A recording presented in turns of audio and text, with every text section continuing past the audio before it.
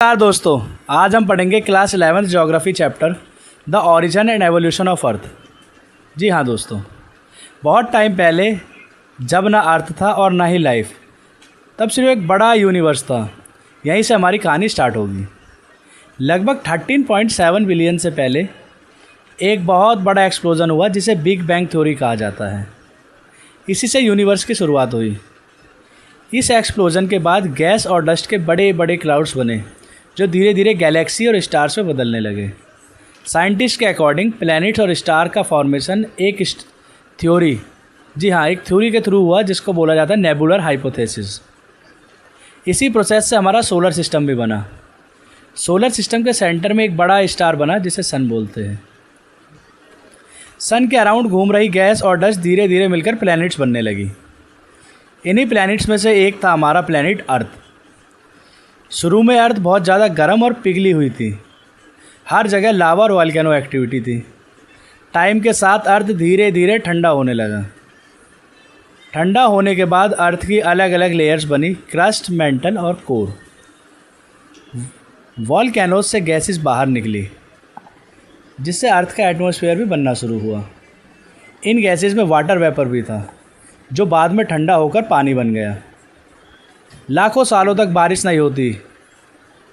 जी हाँ दोस्तों, फिर उसके बाद बारिश होना चालू हुई। लाखों सालों तक चलता रहा और अर्थ पर ओशन बन गए। ओशन में धीरे धीरे लाइफ की शुरुआत हुई। सबसे पहले छोटे छोटे माइक्रो ऑर्गेनिजम्स पैदा हुए। टाइम के साथ साथ लाइफ डेवलप हुई और प्लांट्स और एनिमल्स बने। मिलियंस ऑफ ईयर्स के एवोल्यूशन के बाद कॉम्प्लेक्स लिविंग ऑर्गेनिजम्स डेवलप हुए।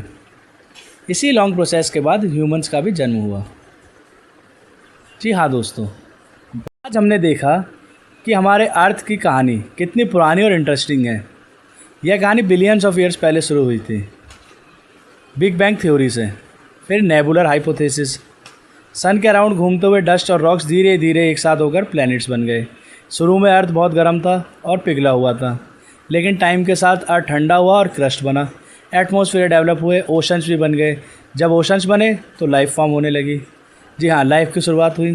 पहले छोटे माइक्रो ऑर्गेनिजम्स बने, फिर धीरे धीरे प्लांट्स और एनिमल्स डेवलप हुए। मिलियंस ऑफ ईयर्स के एवोल्यूशन के बाद ह्यूमंस भी इस प्लैनेट पर आए। यह सब देखकर हमें एक इम्पॉर्टेंट बात समझ आती है, अर्थ कोई सिंपल प्लैनेट नहीं है।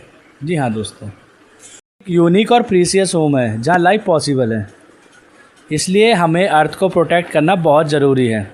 अगर हम एनवायरनमेंट को डैमेज करेंगे, पॉल्यूशन बढ़ाएंगे और नेचुरल रिसोर्सेज को वेस्ट करेंगे तो हमारे फ्यूचर पर भी इफ़ेक्ट पड़ेगा। और इसी के साथ होता है हमारा ये वाला चैप्टर ख़त्म। मिलते हैं अपनी नेक्स्ट वीडियो में।